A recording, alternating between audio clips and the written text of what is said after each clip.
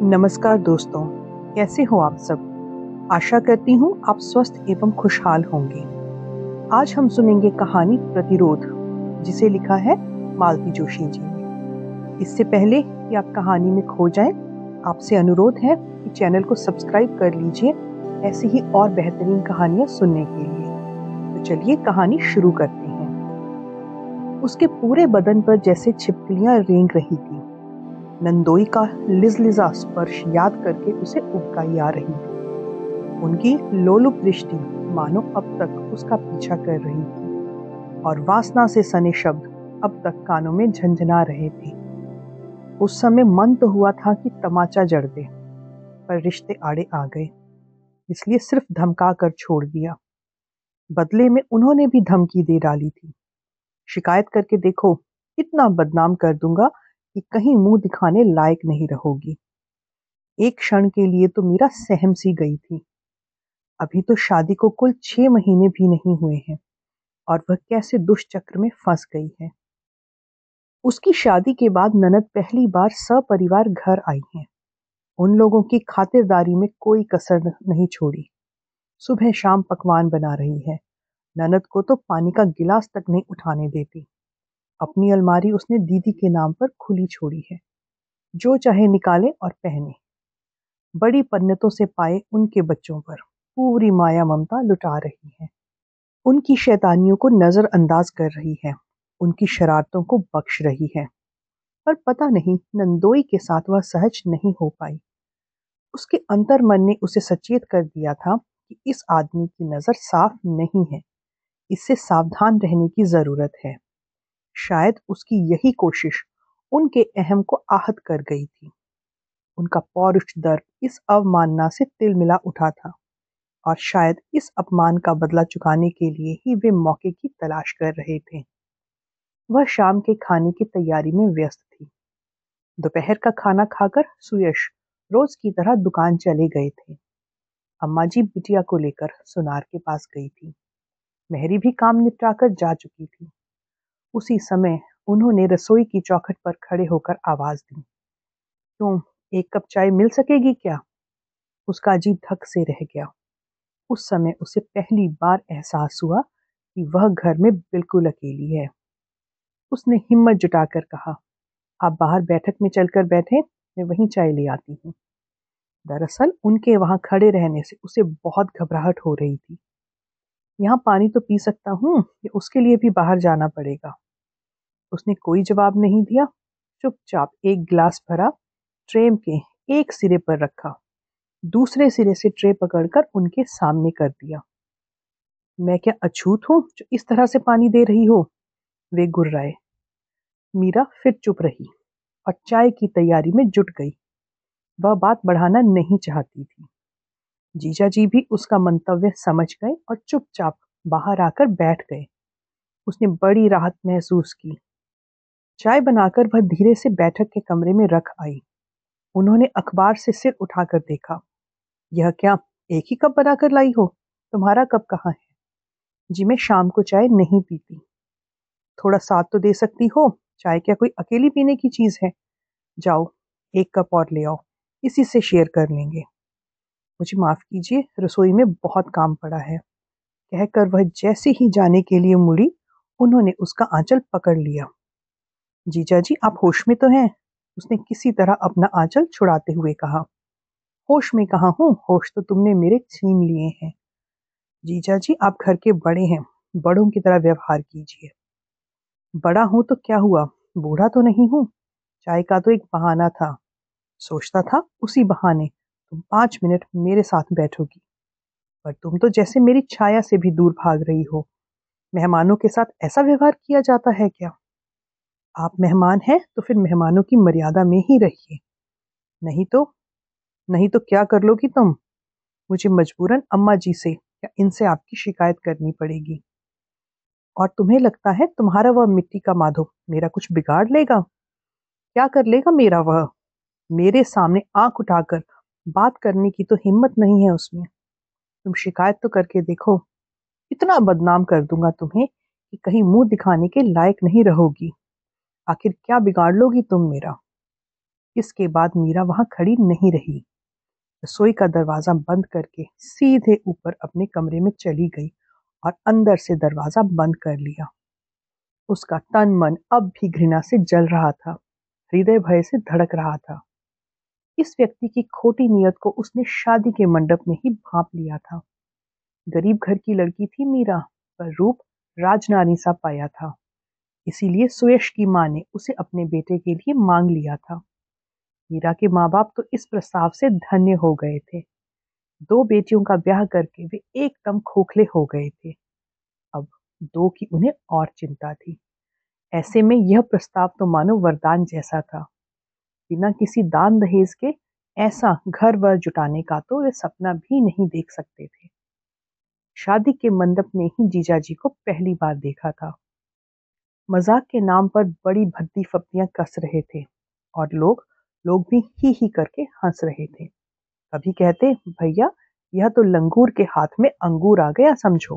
कभी कहते, इसी को तो कहते हैं छछूंदर के सिर पर चमेली का तेल। दीदी से बोले, यह भी हमारी तरह मानव पूनों की जोड़ी है, बस भूमिकाएं कुछ बदल गई हैं।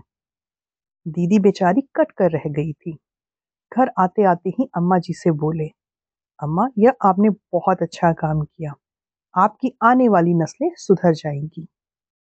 मीरा ने देखा था कि जीजा जी की हर टिप्पणी पर सुयश का चेहरा बुझ जाता था। पहले तो उसे हैरानी हुई कि कोई भी इस व्यक्ति को घुड़कता क्यों नहीं है, क्यों सब इसकी बेजा हरकतें बर्दाश्त किए जा रहे हैं। बाद में पता चला कि ये इस घर के दामाद हैं।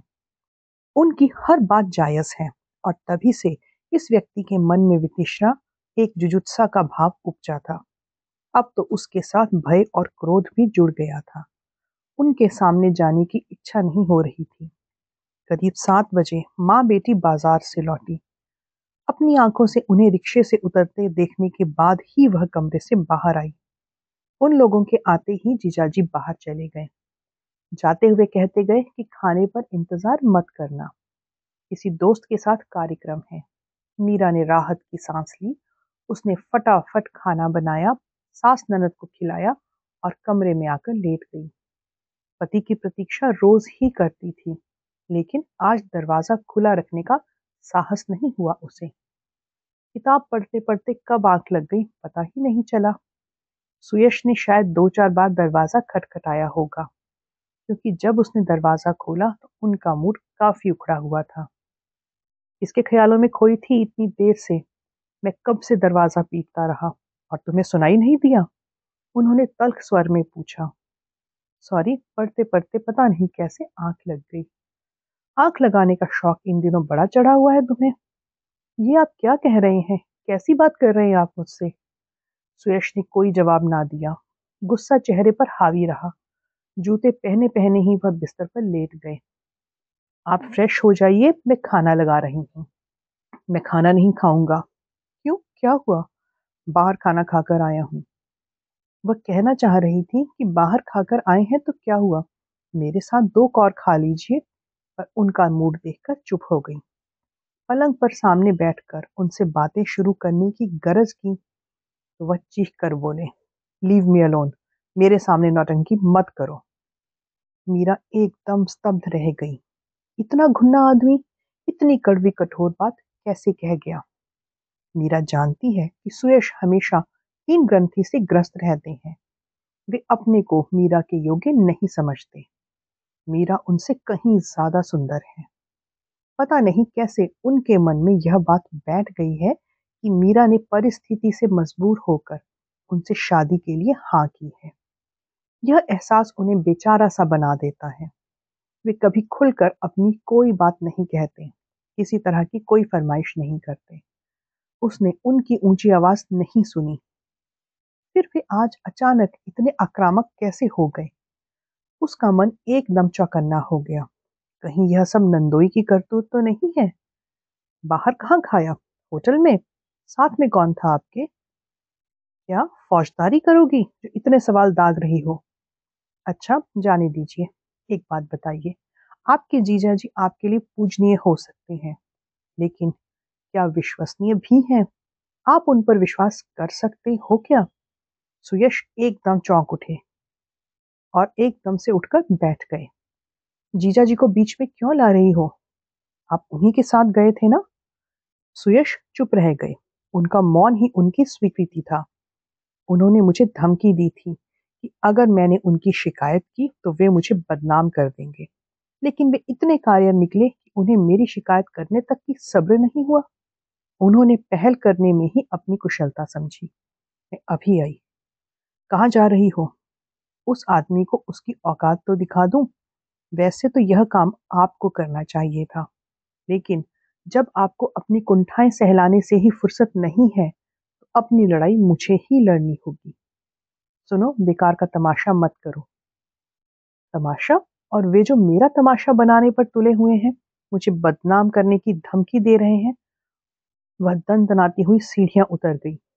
मेहमानों का कमरा खाली था। अम्मा जी के कमरे में बैठक जमी हुई थी। अम्मा अपने बड़े से पलंग पर बैठकर छालियां कतर रही थी। लालन को गोद में लेकर बिटिया रानी पास ही बैठी थी। जमाई राजा पान चबाते हुए कुर्सी पर बैठे थे। वे अपनी लफ्फाजी झाड़ रहे थे और माँ बेटी तन्मयता से उन्हें सुन रही थी। अम्मा, आपने बड़ी गलती की। बस गोरा रंग देखा, सुंदर रूप देखा और रीझ गई। अरे पहले कुशलशील तो देखती, फिर लड़की घर में लाती। ये लड़कियां छोटे घरों से जो होती है ना, रासलीला रचाने में बड़ी माहिर होती हैं। वो तो आपके आशीर्वाद से मैं बच गया, वरना मैं तो ठगी गई बेटी। हीरा समझकर कांच उठा लाई। मुझे क्या पता था। अम्मा बोलते बोलते एकाएक रुक गई। उन्होंने दरवाजे पर खड़ी मीरा को देखा। कुछ देर कमरे में सन्नाटा छा गया। सबकी नजरें अपनी ओर उठती देख मीरा मंथर गति से कमरे में चली आई और सास के पलंग के पास खड़ी हो गई। ये कैसी रासलीला का वर्णन हो रहा है जीजा जी? जरा हम भी तो सुने और हम भी देखें। उसने स्पष्ट देखा कि सास और ननद ने घृणा से मुंह फेर लिया और जीजा जी अपनी कुर्सी पर कसमसा रहे हैं। आपने बताया नहीं जीजा जी, किस रासलीला का बखान हो रहा था? सब तुम्हारी तरह बेशर्म नहीं होते, समझी तुम? तुम्हें करते लाज नहीं आई, पर वे तो कहते हुए भी झिझक रहे हैं। मीरा ने सास की टिप्पणी पर कोई ध्यान नहीं दिया। वह एकटक नंदोई को घूर रही थी। आखिरकार जब उसकी दृष्टि का ताप उनसे सहा नहीं गया तो वे उठ खड़े हुए। अम्मा जी, मैं चलता हूँ। जिस तिस के मुंह लगने की आदत नहीं है मेरी। ऐसे कैसे चले जाएंगे जीजा जी? मीरा ने लपक कर उनका हाथ पकड़ लिया और ननद की गोद में लेटे बेटे के सिर पर हाथ रखकर कहा कि जीजा जी अब बोलिए, अम्मा जी को जो गाथा आप सुना रहे थे, क्या वह सच है? जीजा जी के माथे पर पसीना छलक आया। पिछले 3-4 दिनों से जिस स्पर्श के लिए वे लालायित थे, वह आज वज्र की तरह कठोर था और अग्नि की तरह दहक रहा था। मीरा की मुट्ठी में पड़ा उनका हाथ मानो नागपाश में जकड़ा गया हो। झूठ बोलना बहुत सरल होता है जीजा जी, पर सच बोलने के लिए हिम्मत की जरूरत होती है, और वह आप में नहीं है। मैं कोई तुमसे डरता हूँ क्या? नहीं डरते तो बोलिए ना जीजा जी, अपने बच्चे के सिर पर हाथ रखकर बोलिए कि जो सब आपने अम्मा जी को बताया है कि वो सच है। खबरदार! छाया अचानक इतनी जोर से दहाड़ी कि सभी चौंक पड़े। बेटे के सिर पर रखा पति का हाथ उसने इतनी जोर से पटक दिया कि वो और मीरा दोनों गिरते गिरते बचे। खबरदार मेरे बेटे की झूठी कसम खाई, उसने फुफकारते हुए कहा। यह बच्चा मैंने सेंत मेंत में नहीं पाया है। सैकड़ों देवी देवताओं की चौखट पर माथा रगड़ा है, तब कहीं यह मेरी गोद में आया है, और मैं इसे तुम्हारी काली करतूतों की बलि नहीं चढ़ने दूंगी। क्या बक रही हो तुम? तुम्हारा दिमाग तो ठीक है? वे गुर्राए। मुझे आंखें मत दिखाओ, मैं कुछ गलत नहीं कह रही हूँ। आपने अपने घर को तो नर्क बना ही दिया है, अब आप यहाँ भी गंदगी फैला रहे हो। तुमने क्या समझा कि तुम्हारी भावज की तरह दुनिया की हर औरत इतनी कमजोर है? चुप कर बिटिया, अम्मा बोली। नहीं अम्मा, अब मैं चुप नहीं रहूंगी। मैं अब तक अपने होंठ सीकर खून के घूंट पीती रही हूँ, पर अब पानी सिर से ऊपर हो गया है। जानती हो, मेरा देवर 6 महीने के लिए विलायत गया था, तो उन्होंने उसकी बहू को पटा लिया। अभी दूसरों का बखान कर रहे थे ना? भूल गए कि मेरे घर में मेरी आंखों के सामने रासलीला रचाते रहे हैं। जब उससे भी जी नहीं भरा तो अब चले आए मेरे भाई के घर में सेंध लगाने के लिए। पर मैं अपने जीते जी यह नहीं होने दूंगी। ध्यान रखना। अम्मा जी, अपनी बेटी को समझा लीजिए, वरना बहुत बुरा होगा। अम्मा ने तो एकदम हाथ ही जोड़ लिए। बोली, जमाई जी, हम आपके हाथ जोड़ते हैं। आप कृपा करके इस समय यहाँ से चले जाइए। हमने आपके पैर पूजे हैं। ऐसा न हो कि हम लोगों से कोई बेअदबी हो जाए। अम्मा ठीक कह रही है।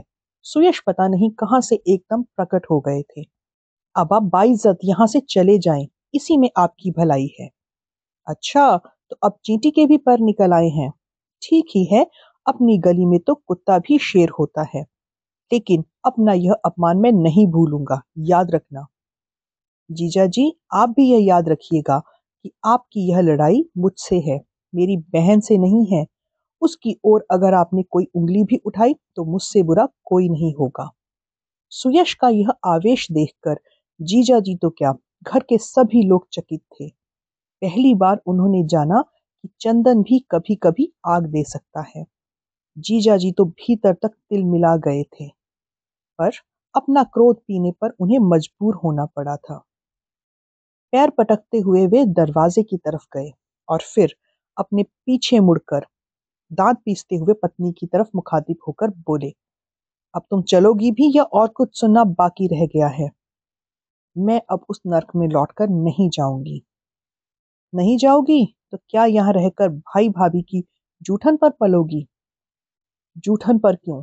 सुयश ने कहा, यह घर उसका भी है। आधे हिस्से की वो भी हकदार है। यहाँ मालकिन बनकर रहेगी। ठीक है, शौक से रहे, पर 4 दिन बाद रोते हुए मेरे पास आएगी तो मैं नहीं रखूंगा, कहे देता हूँ। उनके जाते ही एक भीषण सन्नाटा कमरे में छा गया। केवल मेहमानों के कमरे से सामान के उठापटक की आवाज आती रही। घटनाक्रम को देखकर मीरा तो जैसे पत्थर की हो गई। उसकी बात तो हाशिए पर चली गई थी और एक नई समस्या सामने खड़ी हो गई थी। छाया एकाएक ज्वालामुखी की तरह फट पड़ी थी। वर्षों से संचित आक्रोश यूं बाहर निकल पड़ा था और उस आवेग में पता नहीं कितना कुछ बह गया था, जिसे अब लौटाया नहीं जा सकता। थोड़ी देर बाद सदर दरवाजे की आवाज आई। इस घर का परम आदरणीय अतिथि अनादृत होकर जा चुका था। उस असहनीय नीरवता को मीरा ने ही तोड़ा। ननद के दोनों हाथ हथेली में लेकर बोली, मुझे माफ करना दीदी, मेरी वजह से इतना बड़ा कांड हो गया। आपका घर छिन गया, पर क्या करूं, इतना बड़ा झूठ मैं बर्दाश्त नहीं कर पाई। मीरा, उसका अफसोस मत करो, वह घर मेरा कभी था ही नहीं। तुम एक क्षण को एक झूठ बर्दाश्त नहीं कर पाई। सोचो, मैं तो इतने बड़े झूठ में बरसों से जी रही हूँ। कितनी दिलेर हूं ना मैं। सचमुच दीदी, आपकी बहादुरी की तो दाद देनी पड़ेगी। मैं तो हैरान हूँ, इतने दिनों तक आप यह अनाचार कैसे सहते रहे? क्यों सहते रहे? मीरा, औरत को बहुत कुछ सहना पड़ता है। पर क्यों? नहीं दीदी, पति भक्ति का मतलब यह तो नहीं होता कि हम उसकी जायज नाजायज सारी बातों को अनदेखा करें। मुझे हमेशा यह एहसास कचोटता रहा कि मैं उनके लायक नहीं हूँ। इसी एहसास ने मुझे कभी मेरे पति के सामने खुलकर बोलने नहीं दिया। दीदी, यह एहसास आपके भीतर किसने पैदा किया? आपके पति परमेश्वर ने ही ना। आपके रंग रूप को लेकर उन्होंने इतनी तरह से इतनी बार आपको कोंचा होगा कि आप कभी भी सिर ना उठा सके। मुझे बताइए दीदी, क्या रंग रूप ही सब कुछ है? आपके गुण, शिक्षा दीक्षा, आचार व्यवहार का कोई महत्व नहीं है, कोई मूल्य नहीं है? क्या चेहरे की सुंदरता से चरित्र के अवगुण छुप जाते हैं? छाया क्या कहती, चुपचाप बच्चे को थपकती रही। पता नहीं आप में इतना अपराध बोध क्यों है। यह सब जीजा जी का ही कृपा प्रसाद है और यही नुस्खा उन्होंने आपके भाई पर भी आजमाया। शादी वाले दिन से बेचारे यही ठाने बैठे हैं कि मैंने यह शादी उनसे बेमन में की है। परिस्थितियों ने मुझसे मजबूरन हाँ करवाई है। उन्हें आश्वस्त करते करते समझाते समझाते मैं थक चुकी हूँ, पर वहम का तो कोई इलाज नहीं होता। पता नहीं आप कैसे उस गलीज माहौल में इतने दिन तक रह ली। मुझ में हिम्मत नहीं है। मैं ऐसे वातावरण में सांस नहीं ले सकती जहां चौबीसों घंटे आप पर शंकालु नजरों का पहरा बैठा हो, जहां रोज नए सिरे से अपने आप को साबित करना पड़े। आज के बाद तो मेरा यहाँ रहना बहुत कठिन है, एकदम असंभव है। अम्मा जी, आप अपने बेटे से कहिएगा कि कल सुबह वह मुझे मेरे घर छोड़ आए। तुम्हारे घर? किस घर की बात कर रही हो बहू? अब तुम्हारा घर यही है, अम्मा ने दृढ़ता से कहा। तुम इस घर की लक्ष्मी हो, तुम कहीं नहीं जाओगी। जिसे जाना है वह चला गया। अम्मा जी, उनके जाने से क्या फर्क पड़ता है? मेरी लड़ाई तो उनसे है ही नहीं। सुयश ने एकदम से कड़क कर कहा, मैं जानता हूँ तुम्हारी लड़ाई उनसे नहीं मुझसे है, मुझे पता है। पर रात के 12 बजे उसका शंखनाद करने की जरूरत नहीं है। चुपचाप सोने चलो और दूसरों को भी सोने दो। सुयश के स्वर में आदेश था, पर आंखों में एक आग्रह, एक मौन निमंत्रण था। पति का यह स्वरूप वह पहली बार देख रही थी, पर उसके भीतर एक नई खुशी ने जन्म लिया था और सुयश का यह रूप उसे आनंदित करने लगा था। विषम विमुक्त सी वह चुपचाप सीढ़ियां चढ़ने लगी। तो दोस्तों, ये थी आज की कहानी। कहानी कैसी लगी हमें कमेंट करके ज़रूर बताइएगा। अगर कहानी अच्छी लगी तो इसे लाइक कीजिए और शेयर कीजिए, और ऐसी ही और बेहतरीन कहानियाँ सुनने के लिए चैनल से जुड़े रहिए। तो फिर मिलती हूँ एक और नई कहानी के साथ। तब तक अपना ध्यान रखिए। धन्यवाद।